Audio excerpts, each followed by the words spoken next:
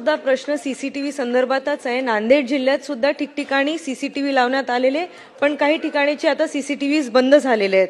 शासनाकडे सीसीटीव्ही आणि control room यासाठी 100 कोटी रुपयांचा प्रस्ताव शासनाला सादर झालेला होता आणि त्याला इन प्रिन्सिपल अप्रूव्हल सुद्धा मिळालेला आहे, पण ती निधी अजूनपर्यंत उपलब्ध झालेली नाहीये।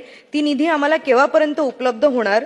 दुसरा प्रश्न माझा असा आहे की सर्वच तालुक्यात हाय लेवलचे सीसीटीव्ही कॅमेराज ज्यांची क्वालिटी चांगली आहे ती सीसीटीव्ही कॅमेराज लावण्यात येणार आहेत का? मेंटेनन्स अँड रिपेअर्ससाठी वेगळी काही निधी उपलब्ध होणार आहे का?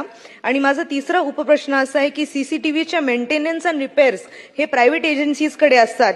ते प्रायव्हेट एजन्सीजला देण्याऐवजी जर आपण सार्वजनिक बांधकाम विभागाच्या इलेक्ट्रिकल डिपार्टमेंटला देता आलं, सरकार ह्यात काही धोरणात्मक विचार करणार आहे का आणि त्याच्यावर काही निर्णय घेणार आहे का?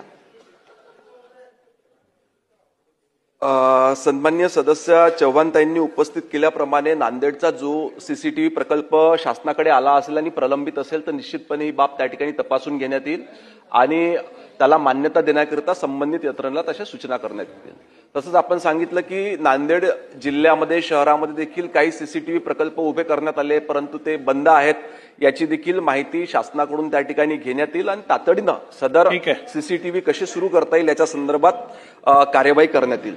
नंतर आपण म्हटलं की मेंटेनन्स अँड रिपेअर्स आपल्या एक्झिस्टिंग सीसीटीव्हीच्या प्रकल्पांचं तर ते सार्वजनिक बांधकाम विभागाकडे देता येणार नाही। या संदर्भात माननीय मुख्यमंत्री महोदयांनी देखील निवेदन केलं आणि सूचना देखील विभागाला दिल्या की संपूर्ण राज्यामध्ये एक सूत्रता आणण्याकरिता त्या ठिकाणी गृह विभागाच्या मार्फत लवकरात लवकर एक SOP तयार करून संपूर्ण राज्यामध्ये वितरित करण्यात येईल।